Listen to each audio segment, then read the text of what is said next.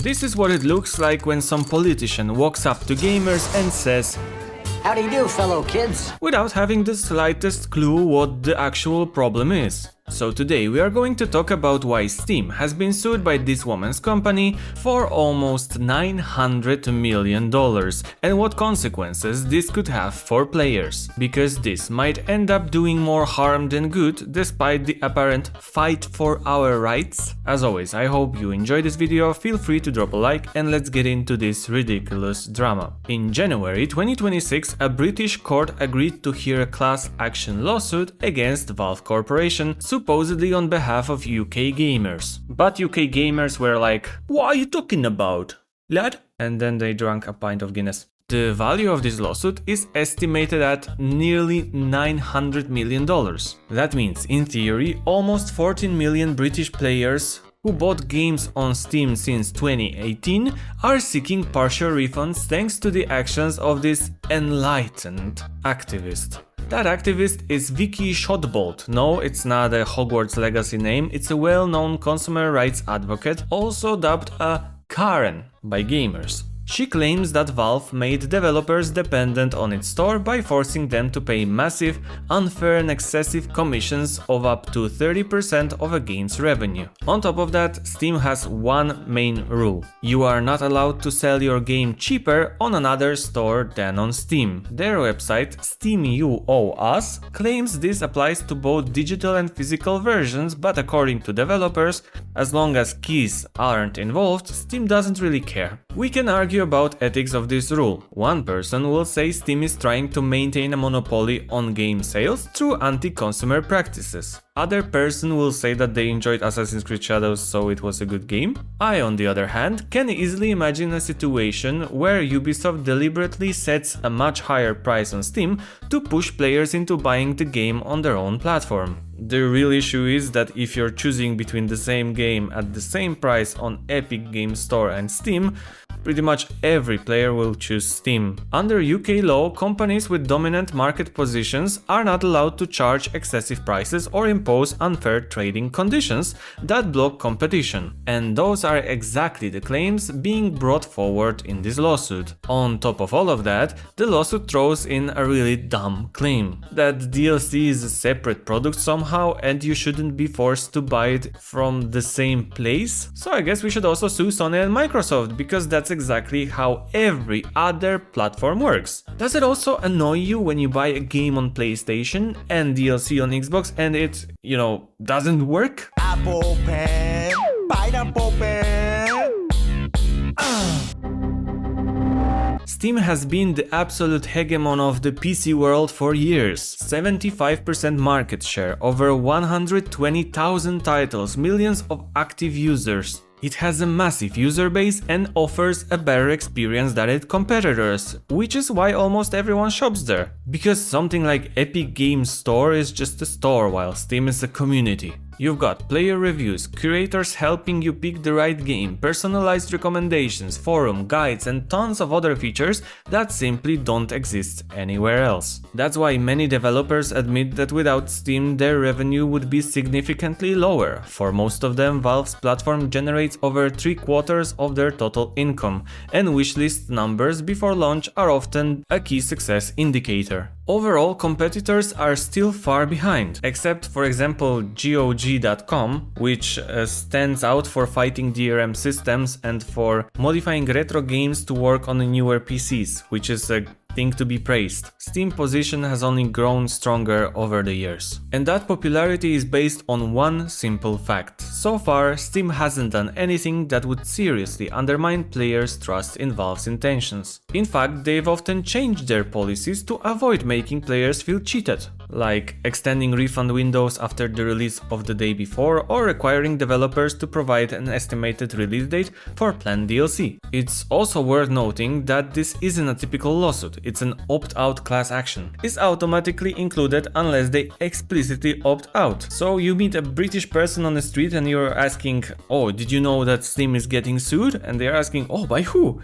Well, man, by you. That's why the scale of the case is so massive. At the end of January 2026, the Competition Appeal Tribunal gave Shotbolt the green light, certifying the case to proceed. That means that Valve arguments were not accepted and now they have to face it, and the process could take years, especially since this type of lawsuits are rare in the UK. But it gets interesting if you look at who's behind the lawsuit, because it's Milberg London LLP, and they've got quite a portfolio. Lawsuit against Valve for £656 million, lawsuit against Sony for £5 billion, lawsuit against Apple Pay, Dieselgate lawsuit, and car finance lawsuit. And those are the biggest ones, because if you take a closer look, it's basically a lawsuit factory, throwing shit at the wall and seeing what sticks. They are trying to pick potentially viral topics, because let's be honest, if gamers pick this up and it blew up on social media, it could have a stop killing games type effect, which is probably what they were hoping for, but they completely misunderstood the market. The vast majority of players are defending Valve and Steam, calling it a fight between gamers and industry currents. Steam users openly say Valve hasn't done anything extraordinary. They point out that digital distribution is a specific kind of business. 30% commission is basically the industry standard, especially since Xbox and PlayStation do exactly the same thing, and maintaining such a platform is extremely expensive. They also argue that Steam offers developers a lot for free: easy publishing, tons of tools, full community integration, refunds, achievements, all of which attract millions of buyers. So the cost of building and maintaining that ecosystem has to be recouped somehow. As Vadim Andreev put it, if Steam really has a monopoly, it's mainly because no one has come up with a competitor that works just as well. Take the Epic Launcher. It basically became a platform for free games. Epic only takes a 12% cut and offers huge incentives to developers, but it also shows a complete misunderstanding of players. Sure, giveaways boost user numbers, but what then? I wanted to play Control but had to launch it through Steam's Big Picture mode because for some reason it didn't work on Epic Games Store. Reviews are pulled from external sites and Epic's community ecosystem years after launch, it's basically non-existent unless you want to play Fortnite with your friends. That's why one argument is that Steam's commission helps maintaining service quality and further develop its ecosystem. Yes, Valve has significant market power. Every major publisher gives up a chunk of revenue through commissions, and monopolies are never good. But on the other hand, Steam was the first to introduce community features, massive sales, and everything that made players prefer buying there. Supporters of the lawsuit see this as abuse of power and monopoly building, while opponents see it as simple complaining because weaker platforms earn less than Steam. That's why many people, after discovering the lawsuit, contacted their lawyers asking how to opt out. The Steam You Owe Us site even added a dedicated button to make it easier. And speaking of the best places on the internet, if you enjoy this kind of content about games and the industry, don't forget to subscribe, leave a like, and join the ranks of exclusive gamers. Thanks a lot. So what happens next, because that's probably what we care about most. For now, the case has been given the green light. The next steps involve setting the details of the proceedings and most likely after several years, possibly going to trial. If Karens win in the UK, it would mean compensation. How much?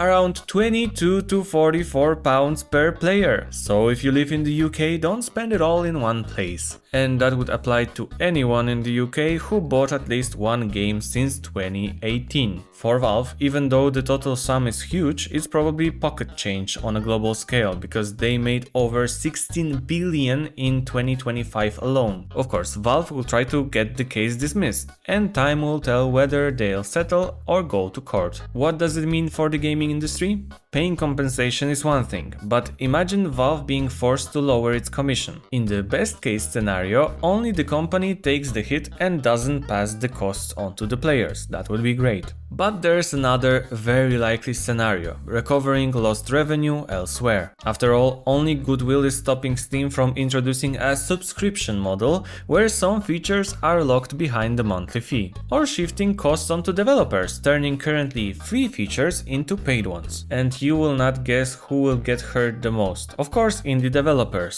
If you're working solo or thinking about making a game, it's much easier to accept lower revenue from a released game already than to pay ongoing fees for a system where you might lose more than you gain if the game flops. If this lawsuit succeeds, we risk situations where DLC is intentionally sold on a different platform than the base game, or a new Ubisoft game that costs $60 on their platform but $80 on Steam. Honestly, apart from those small payouts to UK players, there aren't many real benefits here for gamers. To sum it up, we're dealing with a company that, due to its position, could potentially become a dangerous monopolist, but this isn't the moment to fight it. If someone wants to compete with Valve, they need to build a platform that matches Steam's functionality and wait for Valve to slip up, or just make something better. If that never happens, it just means that the alternative platform was never needed in the first place. Over the years, Steam has actually made buying games easier, introducing tiered commission rates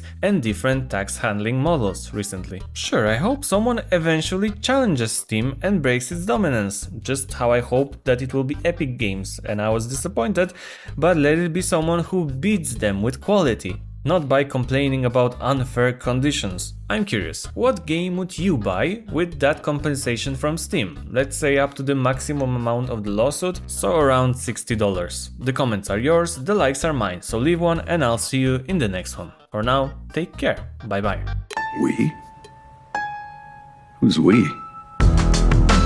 There is no we.